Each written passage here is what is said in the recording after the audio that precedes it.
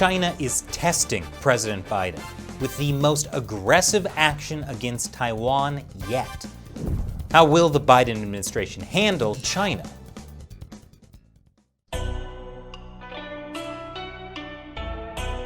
Welcome to China Uncensored. I'm Chris Chappell.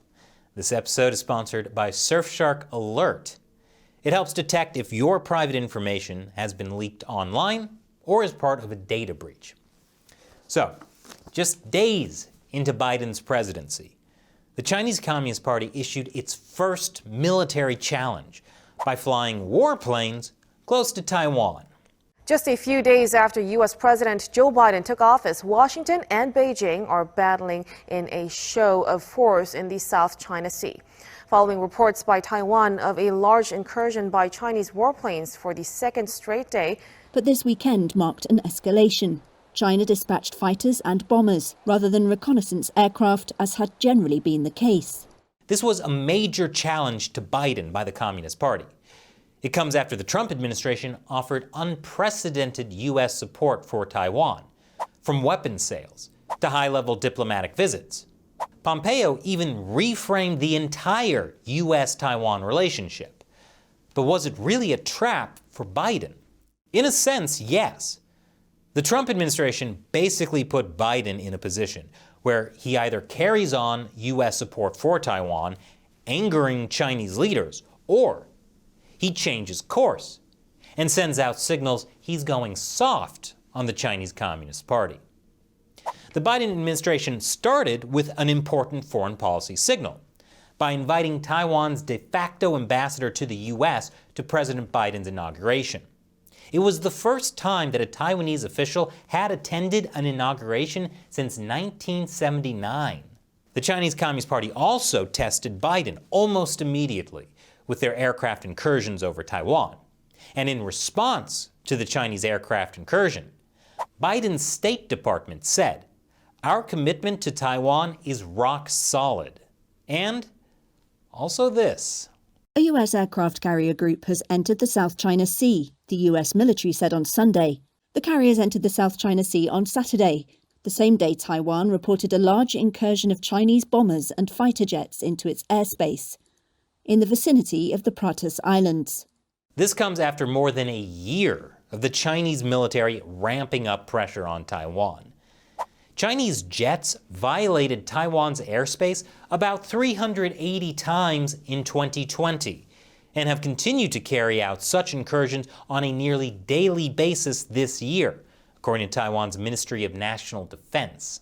We did an episode a few weeks ago about how these incursions are part of the Communist Party's gray zone war tactics against Taiwan. Those are tactics designed to exhaust the Taiwanese military and make it harder for Taiwan to defend itself against the Chinese Communist Party. According to a former Pentagon policy chief, Taiwan will be a flashpoint for the Biden administration. Will the Biden administration continue to stand up for Taiwan? I hope so. Because if Taiwan falls, where else am I going to get those tasty little pineapple cakes? Meanwhile, China's communist leader Xi Jinping spoke at the World Economic Forum in Davos, where he called for unity and global cooperation. Because if we don't cooperate, there could be a new Cold War. Of course, we're already in a new Cold War, one that the Chinese Communist Party started. But that's not the point. The point, according to Xi's speech, is that we should all join hands and let multilateralism light our way toward a community with a shared future for mankind. That's exactly the kind of message that the World Economic Forum eats right up. And it really worked last time Xi gave a similar speech at Davos back in 2017. But now it's 2021, and no one can join hands to do anything anymore because of the coronavirus, which initially spread around the world thanks to a cover-up by the Chinese Communist Party. So while Xi Jinping used all the right words at Davos, where people love to talk about how great multilateralism and global cooperation are, people are a little more skeptical this time. And they should be, because Xi essentially proposed a multilateralism with Chinese characteristics, designed to ensure that international interactions be conducted in accordance with China's perspectives. Basically, Xi Jinping's message was that China is strong and the rest of the world had better cooperate, which is also what he said back in 2017, but the rest of the world might actually be listening now. Speaking of Xi Jinping's speech at Davos back in 2017, guess who was listening in the audience? Then Vice President Joe Biden. Back in 2017, Xi might have still called Biden an old friend, as he did in 2013. But are they still old friends in 2021? Well, the Chinese Communist Party hopes so. They're using diplomatic back channels to push for a high-level meeting to ease tensions with the U.S. They're offering to cooperate with the U.S. on issues like climate change and the coronavirus pandemic. So, where does the Biden administration stand on this? Secretary of State Antony Blinken has said that it's possible the U.S. and China could cooperate on issues like climate change, although he also reaffirmed that he believed that China is committing genocide against the Uyghurs. So kind of mixed messages there.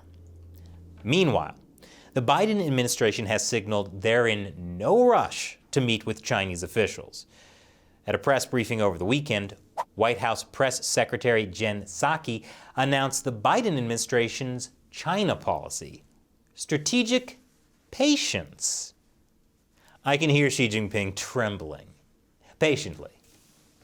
If strategic patience isn't entirely reassuring to America's allies in Asia, the new U.S. Defense Secretary Lloyd Austin did reaffirm the U.S. commitment to Japan to defend islands disputed with China. In Japanese, these are called the Senkaku Islands.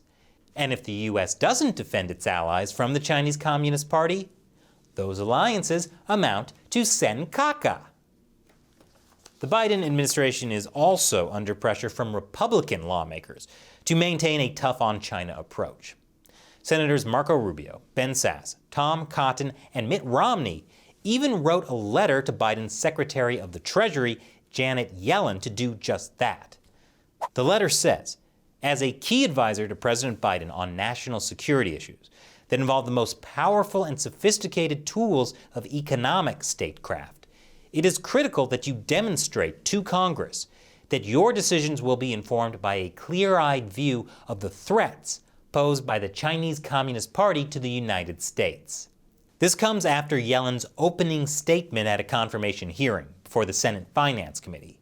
She did not mention China or the Chinese Communist Party. Republicans and Democrats then challenged her on China. She said the Biden administration will address China's illegal, unfair, and abusive practices, and said China is clearly our most important strategic competitor. So, in addition to strategic patience, the Biden administration seems to be carrying on the Trump administration's designation of China as a strategic competitor. Under Obama, China had been called a strategic partner. Michael McCaul, the top Republican on the House Foreign Affairs Committee, also called on Biden to stick to his promises to be tough on Chinese social media companies like TikTok. Biden did agree with the Trump administration that TikTok was a genuine concern. So basically, between Chinese military incursions in Taiwan and Republican pressure at home, everyone wants to see how Biden handles China. So far, so good. But really, President Biden should just come on China uncensored and make his stance known. The Philippines are protesting a new Chinese law they're calling a verbal threat of war. China's Coast Guard law, which was passed on Friday, empowers the force to take all necessary measures, including the use of weapons, when national sovereignty, sovereign rights, and jurisdiction are being illegally infringed upon by foreign organizations or individuals at sea.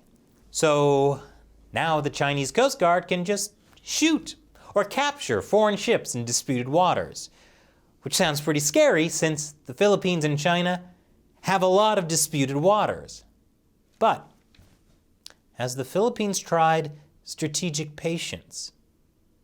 I'm going to go out on a limb here and say the South China Sea is about to need a whole lot more patience, and possibly more U.S. aircraft carriers.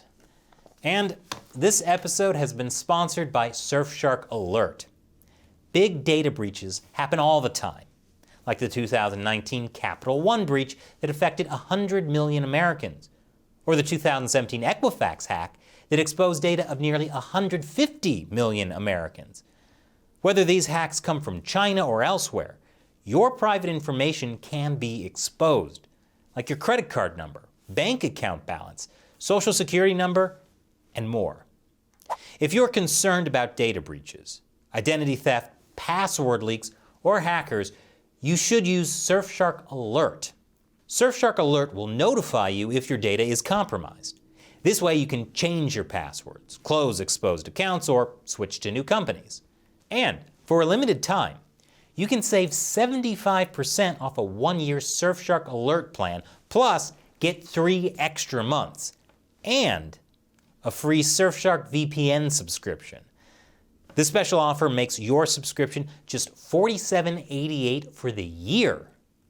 To get this deal, go to surfshark.deals/uncensored-alert and use the code uncensored-alert. Take control of your online security. Monitor your credit cards, guard your email passwords. Go to surfshark.deals/uncensored-alert to learn more. Once again, I'm Chris Chappell. See you next time.